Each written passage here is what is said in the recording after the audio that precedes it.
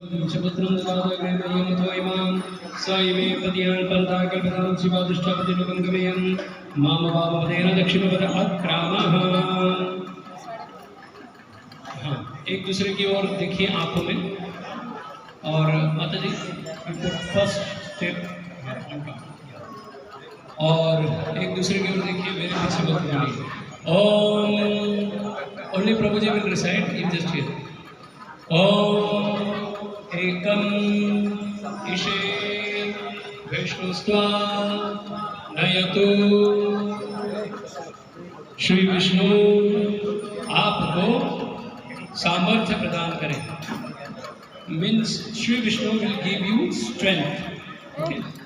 सो इसका अर्थ ऐसा है, अभी मेरी ओर देखिए, ध्यान थोड़ा, ठीक है।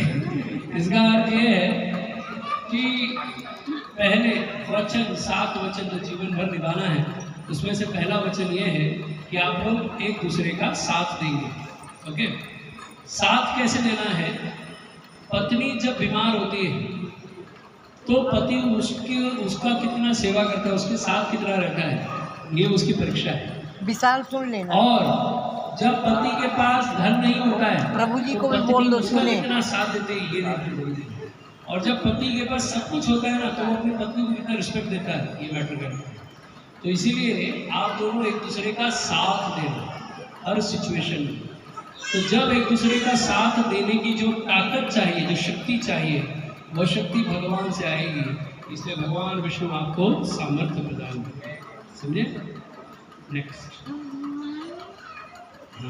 दूसरे, ओके, एक दूसरे की ओर देखिए, प्यार से देखिए, स्माइल फेस में देखिए और मेरे पीछे बोलिए, प्रभु ओम द्वै ऊर्जे विष्णुस्त्वा नयतु। श्री विष्णु आपको बल प्रदान करें। अब मेरी ओर देखिए, तो भगवान विष्णु आप दोनों को बल दें। क्यों? लड़ाई करने के लिए नहीं। क्यों देना है? क्योंकि भगवान आपको बल इसलिए दे कि जब हम लोग साथ में रहते हैं ना, तो हमारे स्वभाव अलग अलग होते हैं, हमारे संस्कार अलग अलग होते हैं। तो जब हम एक साथ रहते हैं ना, तो थोड़े दिन तो प्यार दिखेगा, लेकिन प्यार ज़्यादा दिन का दिखता नहीं। फिर क्या दिखता है? बुरी आदतें, गलतियाँ, मिस्टेक्स। और ये सब हम लोग को दिखता है तो हम लोग क्या करते हैं? 1-2 बार इग्नोर करते हैं और फिर चिल्लाना चालू करते हैं। So don't be do like this. You have to forgive. आप कितनी बार एक दूसरे को माफ करोगे? व्हेन मिस्टेक्स आए, ओके, गलतियां होंगी। कैसे? क्योंकि हम लोग परफेक्ट नहीं है, वी आर इम्परफेक्ट। अब परफेक्शन में आना चाहते हैं तो, लेकिन तब तक क्या होगा? गलतियां करेंगे, और गलतियां करेंगे तो गलतियों से ही तो सीखेंगे। हमें थोड़ी पता है कि विवाह करने के बाद कैसे रहा जाता है, कैसे क्या किया जाता है। उनसे गलतियां होती रहेंगी। एक दूसरे की गलतियों को माफ करो और आगे बढ़ते रहो, है ना। ये नहीं कि गलती पकड़ के बैठ गए, तुमने ऐसा क्यों किया, और मुंह नहीं बना के बैठ के बात ही नहीं करूंगी, नहीं करूंगा, ऐसा नहीं करना। हमेशा हर सिचुएशंस को समझो और उसको डील करो और आगे बढ़ो। अगर आप ऐसा नहीं कर पाओगे तो आपका मैरिज लाइफ आगे नहीं बढ़ेगी। अच्छा हैप्पी मैरिज लाइफ चाहिए तो गलतियों को माफ करना सीखो, ठीक है, आप दोनों के लिए। तो इसलिए भगवान विष्णु आप दोनों को वो शक्ति प्रदान करेंगे जिससे आप एक दूसरे का साथ दे पाओगे। नेक्स्ट, तीसरा वचन, एक दूसरे की ओर देखिए। ओम त्रीणि व्रताय विष्णुस्त्वा नयतु। श्री विष्णु आपको प्रतिज्ञा पालन करने की शक्ति प्रदान करें। तो प्रतिज्ञा मतलब वाव, ओके, वचन। तो क्या प्रतिज्ञा है? थोड़ा नजदीक आओ, बहुत दूर आप दोनों एक साथ। तो प्रतिज्ञा का मतलब होता है प्रति आज्ञा, दूसरे के लिए स्वयं को आज्ञा दे देना, उसे प्रतिज्ञा कहते हैं। हम जो फॉलो करते हैं उसे प्रतिज्ञा कहते हैं। तो क्या प्रतिज्ञा है? यानी डोंट गिव ओवर कमिटमेंट और अननेसेसरी कमिटमेंट्स। हाँ, कि चलो मैं तुम्हें प्रोग्राम लेके चलता हूँ, फिर बोल, अरे यार थोड़ा बिजी हूँ, सेवा है, बात में अगली बार काम कर। डोंट से लाइक दैट कि अरे चलो मैं तुम्हारे लिए करता हूँ, वो करता हूँ, मैं तुम्हारे लिए करती हूँ। कभी भी अनवांटेड वर्ड्स मत निकालो। आपको लगेगा कि आपने बोल दिया, क्या फर्क पड़ता है, और सामने वाले को मैटर करता है। इसलिए जो भी बोलो सोच समझ करके बोलो, और तभी बोलो जब आप उसे पूरा कर सकते हो। इसलिए ये प्रतिज्ञा का मतलब होता है प्राण जाए पर वचन न जाए। ऐसा नहीं है कि हमने बोल दिया और भूल जाओ, उसे याद रखो, ठीक है। तो सामने वाला आपको बोले, बेटर है कि आप सामने वाले को बताओ कि हमने ये वचन दिया, हमें पूरा करना है। एक दूसरे के ना अच्छे वर्डिंग से, एक दूसरे के साथ अच्छे शब्द बोल के और क्लियर बोल के और सच बोल करके आप एक दूसरे को हमेशा खुश रख सकते हो, सुखी रख सकते हो। प्रॉब्लम यह है कि हमें लगता है कि इनको बताएंगे तो बुरा लगेगा, हमें ऐसा लगता है, और ये लगने के चक्कर में हम और गलतियां कर बैठते हैं।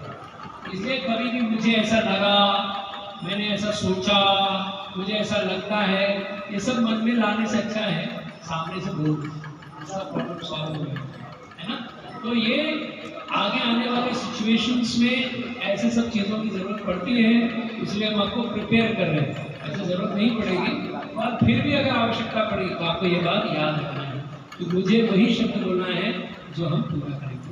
ठीक है, नेक्स्ट चौथा वचन, एक दूसरे की ओर देखिए। ओम चत्वारि मायो भवाय विष्णुस्वा नयतु। श्री विष्णु आपको सुख प्रदान करें। तो शुभ प्रभु, आज के बाद सुजीता जिस नेकलेस पे हाथ रखेगी उसका हो जाना चाहिए, ठीक है। सुजीता को इतना प्यार दो, इतना प्यार दो कि उसको अपने घर वालों की याद ना आए, उसे जब भी आए आपकी याद आए, आपके डेबिट कार्ड और क्रेडिट कार्ड की याद आए, ठीक है, आपके लॉकर की याद है, आपकी चाबी की याद है। इतना उसको सुख सुविधा देना है कि उसका मन सदैव प्रसन्न रहे, उसे लगना चाहिए कि आप मिले, उसको सब कुछ मिले। तो वो कैसे होगा पॉसिबल? जब उनको क्या आवश्यकता है वो आप पूर्ति करते रहोगे, देते रहोगे, और उन्होंने कुछ मांगा तो आप उसे पूरा कंप्लीट करके ही आओगे, तो उनका जीवन मन सुखी और शांति से रहेगा, ठीक है। और Sujita, how to control your husband, I tell you, okay. हर जो पुरुष होता है जिह्वा के अधीन होता है, तो उसको क्या चाहिए? अच्छा अच्छा प्रसाद चाहिए। अगर पत्नी भगवान के लिए बढ़िया भोग बना करके सुंदर सुंदर प्रसाद अपने प्रभु जी को यानी पति को अर्पण करती है, देती है, तो पति उसकी हर बात हाँ हाँ बोल के मान जाती है, ठीक है। अब अच्छा अच्छा कुकिंग करके प्रभु जी को प्रसाद खिलाओ, उनको गोविंदास की याद ना है, उनको जब भूख लगे आपकी याद है, ठीक है। ऐसे आप दोनों एक दूसरे को सुख प्रदान करें, ठीक है। जितना हम एक दूसरे को, कभी ये मत बोलो तुमने मेरे लिए क्या किया है, बल्कि ये बोलो कि मैंने अभी तक तुम्हारे लिए कुछ नहीं किया, मुझे और करना है। ये शब्द ही गलत है कि मैं मेरे लिए क्या किया है, क्योंकि अगर ऐसा बोल देंगे ना हम किसी को दुनिया करा के देंगे तो बल्कि भाव ये होना चाहिए कि मैंने भी तुम्हारे लिए कुछ नहीं किया, तो और करना है। ये भाव जब तक देने का भाव रहेगा जीवन सुखी होगा, लेने का भाव रहेगा दुखी रहेगा, ठीक है। हमेशा देने में बिलीव रखो, लेने में नहीं, ठीक है। नेक्स्ट पांचवा वचन, ओम पंच पशुभ्यो विष्णुस्वा नयतु। श्री विष्णु आपको विपुल गाय प्रदान करें।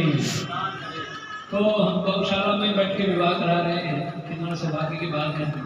तो ये जो गौ है इनकी सेवा ही एक गृहस्थ का मुख्य कर्तव्य है। तो जब हम गृहस्थ जो है वो गौ की सेवा करेंगे, या जो भी यथा योग्य आप धन उनकी सेवा में लगाओगे, आपका जीवन भी आगे बढ़ेगा। तो जो गाय को सेवा करता है उसको नोट दो, और जो गाय की रक्षा करने के लिए आवाज उठाता है उसको वोट दो, ठीक है। तो कमर खिलते रहना चाहिए।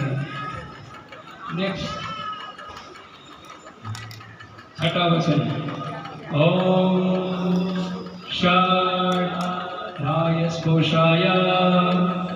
विष्णु स्वा नयतु।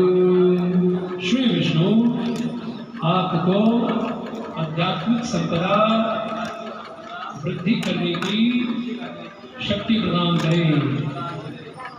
तो आध्यात्मिक संपदा यानी आध्यात्मिक जीवन है जिसमें, और आध्यात्मिक का मतलब बच्चे भी होते हैं। तो विवाह के बाद 7-8 बच्चों को जन्म देना है, ठीक है, हो जाएगा,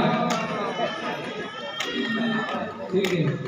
एक्चुअली विवाह जीवन किया इसलिए, विवाह होता ही इसलिए है क्योंकि बच्चों को जन्म देना है। हमारे माता पिता ने हमें संस्कार दिए, और जब हम एक दूसरे के साथ मिलते हैं पति पत्नी के रूप में, तो हमारा भी कर्तव्य बनता है कि जल्दी जल्दी बच्चों को जन्म दें। ऐसा नहीं 2 साल के बाद बच्चा चाहिए, 5 साल के बाद बच्चा चाहिए। फर्स्ट एनिवर्सरी के पहले नामकरण करने के लिए हमें बुलाओ, ठीक है।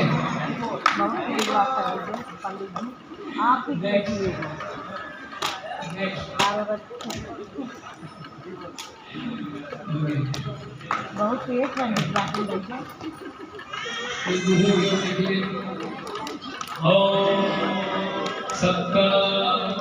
सबकभ्यो गोत्रभ्यो विष्णु स्वा नयतु। श्री विष्णु आपको 7 यज्ञों का पालन करने की शक्ति प्रदान करें। तो 7 यज्ञ क्या क्या होते हैं गृहस्थ के लिए, इसको ध्यान से सुनिए। 7 यज्ञ का अर्थ है, पहला यज्ञ है अपने घर में अतिथि सत्कार। आपके घर में गेस्ट आने चाहिए। अगर आपके घर में गेस्ट आते रहेंगे तो आपका जीवन और सौभाग्य ऐश्वर्य बढ़ते जाएगा। जिस घर में अतिथि नहीं आते वह घर शमशान के समान माना गया है। इसलिए अगर अतिथि नहीं आते तो फोन करके जबरदस्ती बुलाओ, पर उनको बुला के उनकी सेवा करो, इससे आपका जीवन आगे बढ़ेगा। तीसरा यज्ञ है पितरों की पूजा करना, यानी पितरों का जब समय आता है तो उनकी सेवा करना। और चौथा यज्ञ है जो भी पशु पक्षी होते हैं उनकी सेवा करना, यानी गौ की सेवा का हम करते हैं, वो हमारी माँ है। और उसके अलावा भी जो जीव जंतु है, जो पशु पक्षी हैं, उनका भी ध्यान रखना गृहस्थ का कर्तव्य है। यानी उसको अन्न देना, जल देना, ड्यू रिस्पेक्ट।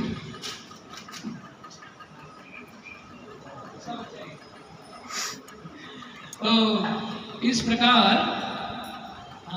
एक दूसरे का सम्मान, खासकर आपको सम्मान ज़्यादा करना चाहिए। पुरुष जो होता है ना वो ईगोइस्टिक होता है, उसको बहुत ईगो होता है। तो कभी कभी ये राय देते हैं, मैंने बोला है ना, तो आपकी नम्रता से वो सब काम संपन्न हो जाएगा। इसलिए उनको रिस्पेक्ट दो, उनकी फैमिली को रिस्पेक्ट दो। प्लस ये ज़रूरी नहीं कि वही आपका ध्यान रखें, आप भी उनका ध्यान रखें। उनको क्या चाहिए, कब क्या चाहिए, ये सब देखो।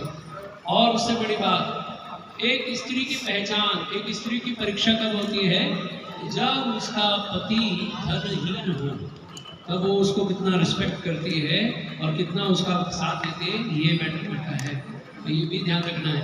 इसके लिए उदाहरण है, जैसे प्रभु श्री राम केवट ने जब क्रॉस किया था ना राम से, तो भगवान श्री राम को देने की इच्छा हो रही थी, पर राम जी के पास कुछ था नहीं। तो माता सीता ने तुरंत अपने अंगूठी निकाली, राम जी के हाथ में दी। राम जी बोले वाह, ठीक है। तो एक स्त्री को ऐसे ही